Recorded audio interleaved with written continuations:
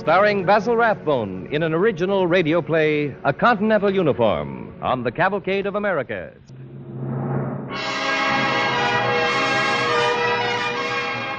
Our play tonight is a story of a great American patriot and hero who, through personal grievances and frustrations, came to gather the seeds of his own corruption along the way.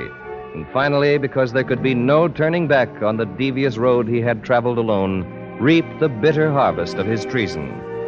It is the story of Benedict Arnold. Our play is written by Robert Tallman. Basil Rathbone appears in it by courtesy of Metro-Goldwyn-Mayer Studios, in whose production, The Man from Martinique, he will soon be seen.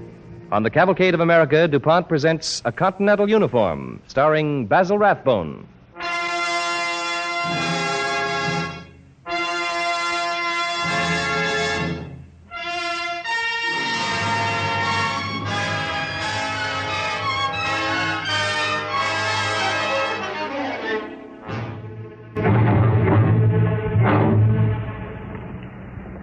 A traitor is best remembered not for how he lived, but for how he finally died. That's why we commence our story not at the beginning, but somewhere near the end. This is England, the last year of the 18th century, Westminster Abbey. It looks much the same as it did a few years ago.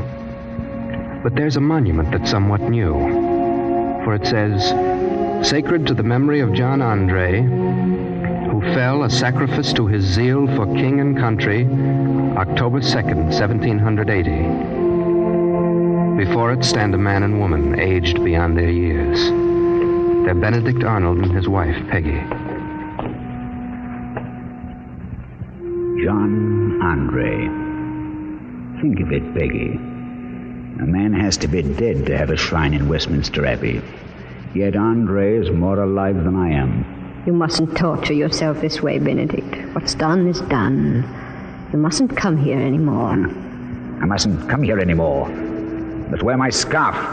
Must take the physic the doctor left. Shh, Benedict. What have I become, a doddering old fool to be told what I mustn't do by a wife who's much too young and handsome to be anything but a nursemaid to my old age? Benedict, please, don't raise your voice. Remember where we are. Sorry. I mustn't rouse the dead, must I? I can feel Andre's spirit rising now to take you in his arms, to take you away from me. I knew what I was doing when I married you instead of John Andre, Benedict. Did you? Then we're both mad. Why do you say that? Because Andre died a martyr? You might have died the same? You took the same chances? No. Andre took his chances for a loyalty he can thank God he died with. I took mine for revenge and 30 pieces of silver. Huh. There's a high and dangerous business for a general in a mighty cause. God help me, Peggy. I'm sick. Sick. Come. It's damp and chilly here. You know how the damp brings back the pain in your leg. Then I'll stay. That pain is my only reminder that I once had honorable wounds.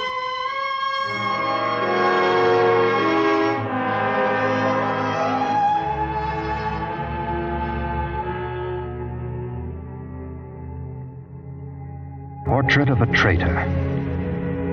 How did he come here to stand with festering conscience among the illustrious dead of a foreign land?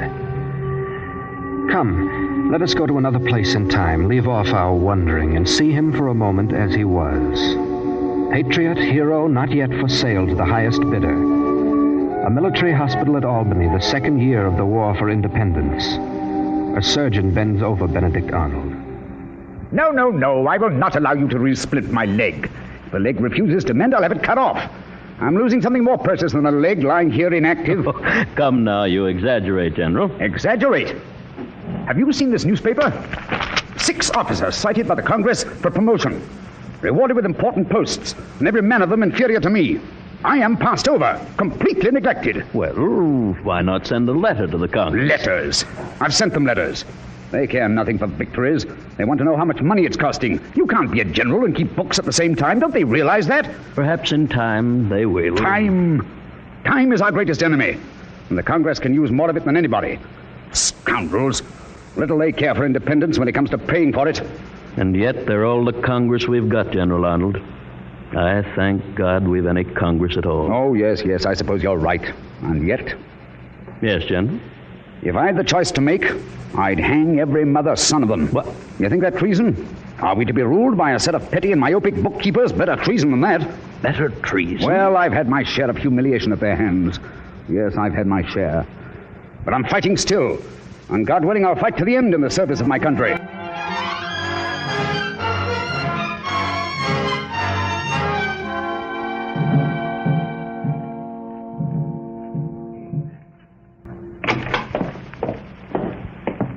General Washington.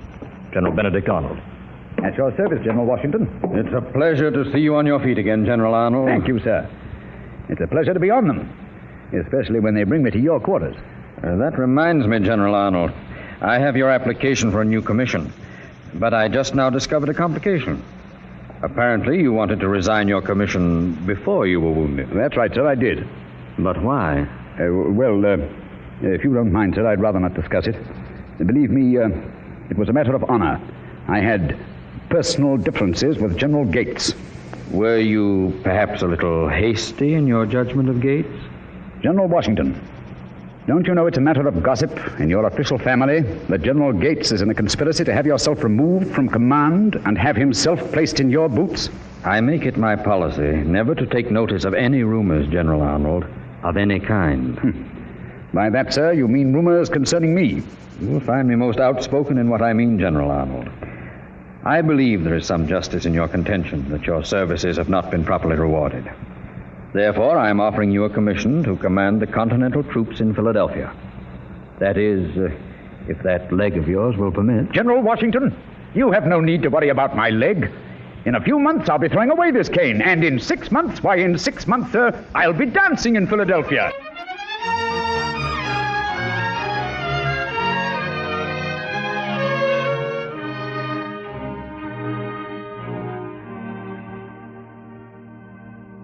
You are listening to Basil Rathbone in an original radio play, A Continental Uniform, on the Cavalcade of America.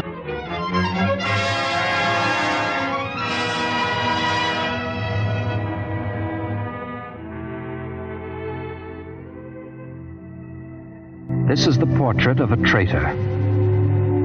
The likeness is not altered appreciably in 6 months' time. A man of medium height, a little too fond of eating, perhaps, but the bearing is military. He's a great favorite with the ladies, or so it seems. Come, let us look at him now. On the crest of the wave, General Benedict Arnold, commander of Philadelphia, the 4th year of the War for Independence. He's dancing with a lovely lady. Peggy, ship him. She smiles upon him. Please, General Arnold, you mustn't hold my hand so tightly. People will notice. I want them to notice. If you don't watch out, I shall kiss you right here and now, and then we shall have to be engaged. Please, let's go out on the balcony, shall we? I am at your service, Miss Shippen. Ah, the air's better here, isn't it? Miss Shippen. Yes? Peggy. What is it, Benedict? I hesitate to speak for one so far above me as yourself, being a widower of uncertain military fortunes, and you, a young girl, waiting mayhap for a fresher, younger love. I gave you credit for understanding me better than you do, sir. If you believe that I'm pining for the absent Major Andre, you're mistaken. He came here a man, an officer in a brave, determined army. Then the rebels retook our city. Peggy? The Continentals, then, if you like that better. But you are rebels against the king, aren't you? That's not the question. Oh, but it is very much the question. Oh, Peggy, you leave me with scarcely anything to say. Then don't say anything. Just take me in your arms. Peggy. Oh, my darling, my precious. If you only knew how I've longed for you ever since the moment I met you. Father will be furious, you know. He doesn't think much of soldiers' pay. But I'll be a man of property after the war is over. If our side wins, that is. And it will win, God willing. You believe their promises? I believe in General Washington. General Washington, yes, but what of the Congress? Oh, bother the Congress. Will you marry me, Peggy? Perhaps. You don't understand me very well as yet, my dear. But you will. I feel certain you will.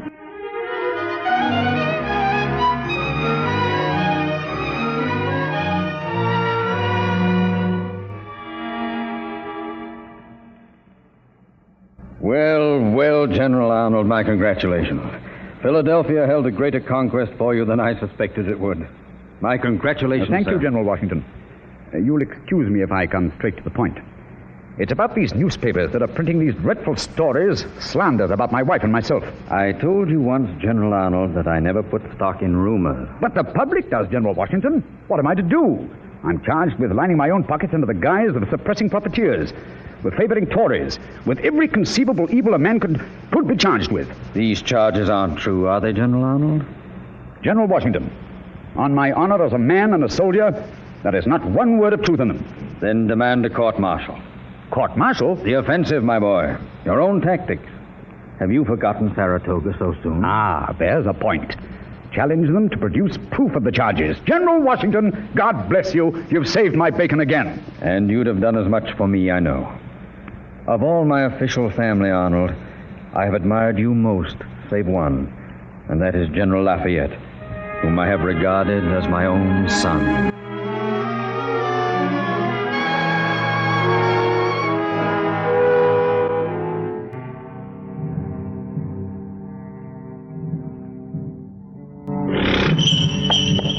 Mrs. Arnold? Oh, Captain Pell. Mrs. Arnold, the trial is over. General Arnold is coming directly, madam. Yes, I see him. He's coming now. Please go, Captain. Thank you. Good day, Mrs. Arnold. Driver! Driver! Yes, General Arnold. Drive us home. Yes, sir. Hey, get up. Yep. Barking dogs. Tin-headed blunderers. Convict me of hauling groceries in public wagons, eh? Darling, don't mind. Reprimand from General Washington. Stinking skunks! Trying to cover up their putrid stench that way, black-hearted vultures. Stupid long-nosed curs, nuzzling for rat holes. Civil authority, eh? Rotten political scoundrelism. You mustn't feel that way about it. They'll be sorry. Every one of them. They'll regret this to their dying day.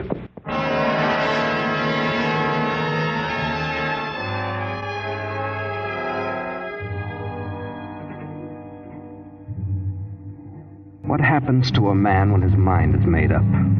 When he decides to betray his inmost loyalty? Does his face change? No, it must not. It's the mask against the guilty secret. If he's Benedict Arnold, he develops patience, cunning. He no longer demands, he asks, coolly, reasonably, for what he wants. His face is a miracle of stolidity when his friend expresses surprise. Arnold, I don't understand this request. West Point. There's nothing to do there. I've always thought of you as a man of action. West Point is a vital post, General Washington. If we lose it, we'd be cut in two. Yes, it's important, but we couldn't possibly lose it. Haven't I been crucified enough? At any rate, sir, give me command of the post at West Point, at least until my wound is healed. Very well, Arnold. I don't understand it, but if West Point's what you want, you can have it.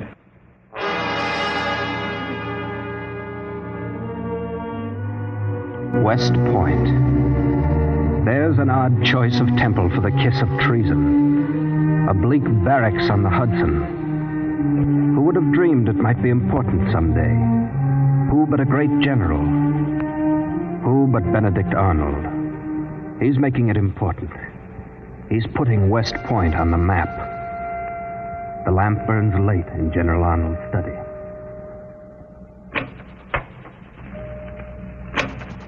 Benedict. Oh, yes, Peggy? I'll be along in a moment. Can't you sleep? It's so quiet. So deadly quiet in this place. Well, we shan't be here much longer. You're writing the letter to them? Yes, the last one. This is my fault. I shouldn't have let you begin this. Peggy, you have nothing to do with what I have done or will do in this business. Remember that. Never forget it.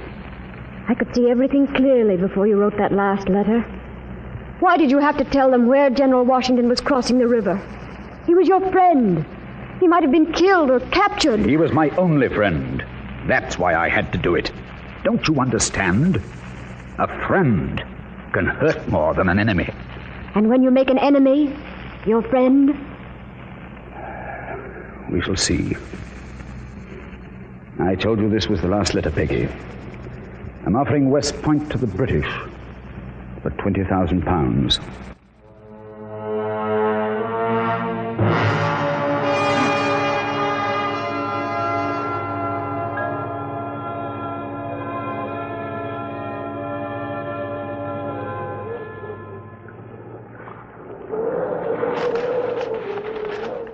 Major Andre? At your service, sir. Oh. You know what we're to do? I have my orders, sir. Have I Sir Henry's word that he agrees to my terms? We will pay your price. £20,000 for the surrender of West Point. Half that if we fail. Good. Tonight I'll take you to a friend's house, Major Andre. We can talk better there. I had no orders to go inside American lines. You have nothing to fear. You must take my word for it. Your word? I'll give you a pass in the name of John Anderson. Here is my part of the bargain. The plans of West Point. Here, come on, take them. My orders were not to accept any papers, General Arnold. I'm afraid you have no choice, Major Andre. Very well, sir. I will take the papers. Don't forget, your name is John Anderson.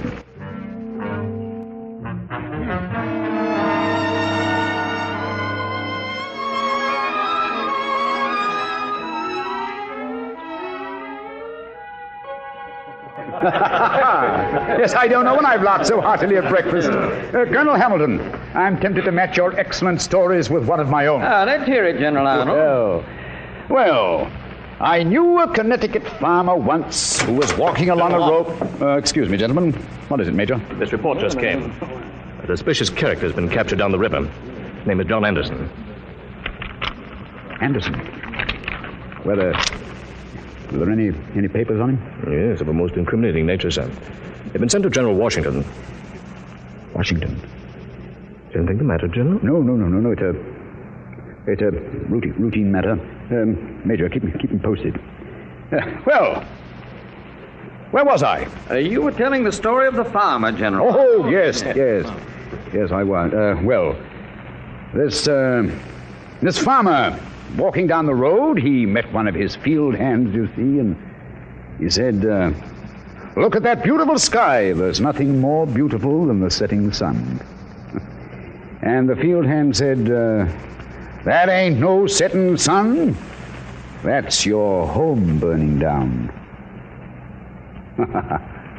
Excuse me a moment, gentlemen. I must speak to my wife. Major. Yes, sir? Please order my horse unstabled.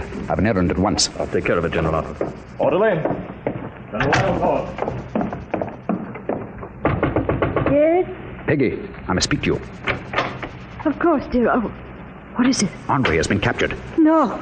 Oh, no, I don't believe Stop it, Peggy. Pull yourself together. I can't. I won't believe it. I failed, Peggy. You must face it. Oh, we must do something. You must do something. You're too clever to be caught. You must talk your way back into favor, as you have so many times before. Yes, maybe I could at that. I could say I contacted the enemy for purposes of finding out their spies. Yes. Who is it? Collins, sir. Oh, well, come in. Pardon. Beg to report, sir. General Washington has been reported 2 miles over in Connecticut on his way here. Shall we send a detail to escort him? Yes. Oh, of course. Take care of it, will you, Major? Yes, sir. Benedict, luck is on your side again. General Washington is your friend. No, I can't face him. I'd stay and face anyone else, but not him. You leave me to face him? I must, for both our sakes. For the child, too. Oh, but what will I do? What will I say? Why, you know nothing. Have hysterics. Do anything faint. But I can't stay here and face Washington. Goodbye, my darling. Oh, where will I come to? I don't know. Only come. Come when I tell you. I'll need you desperately.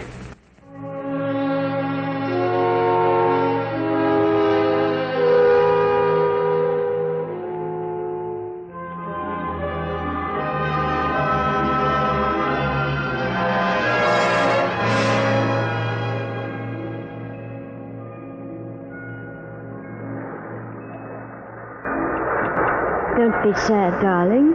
Think, this boat is carrying us to a new life in England. New life? Does anybody ever have a new life? Darling, don't think of the past. You've served the king. In London, you'll be a hero. A hero? Look, Peggy. America is growing smaller and smaller. Look at it, Peggy. Look at it as long as you can. We may never see it again.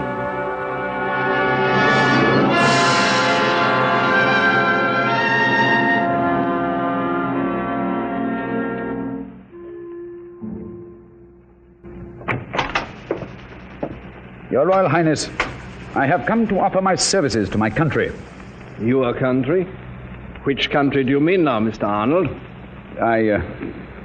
I've heard of the of the coalition. England and France will soon be at war. I am ready to accept any sort of command. You have forced this interview. I will be frank. What you ask is impossible. Impossible, Your Highness? Mr. Arnold, no British officer would serve with you.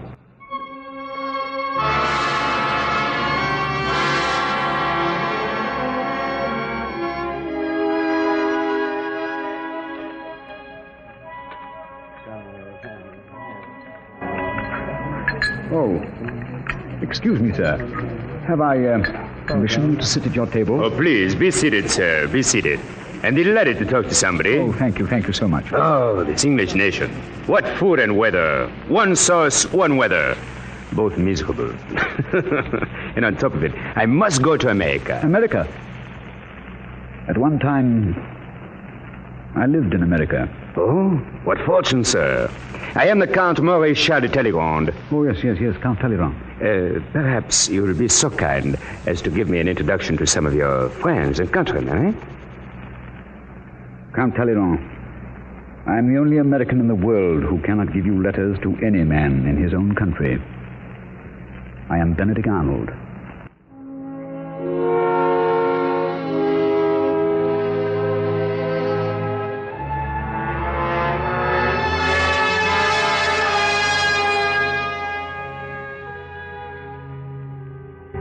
Portrait of a traitor. Old and hunched now. Dying now in a lonely room in a foreign city. He looks up into the face of the woman who leans over him. His wife. The most beautiful woman in America has been his wife. Her lips are moving, but only a few words reach his ears. Darling, try to rest. Peggy. Yes, dear? All I've left. Peggy. This is the end. It's over. And I'm glad it is now. No. Don't say it, darling. What have I ever offered you all these years? Shame. Disgrace. Now there's nothing left. Peggy. Yes, darling? Bring me my Continental uniform. You... And bring me the epaulets and sword knots General Washington gave me. Yes, darling. I will. I want to die in my old uniform, Peggy. May God forgive me for putting on any other.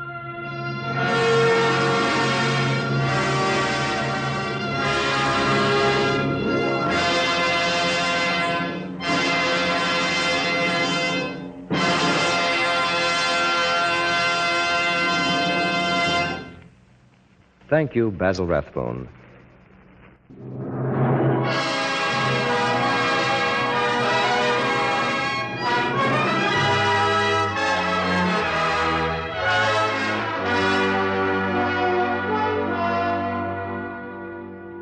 The musical score for tonight's program was composed and conducted by Robert Armbruster.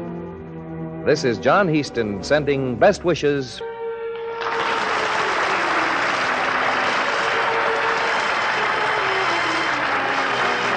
This program came to you from Hollywood. This is the National Broadcasting Company.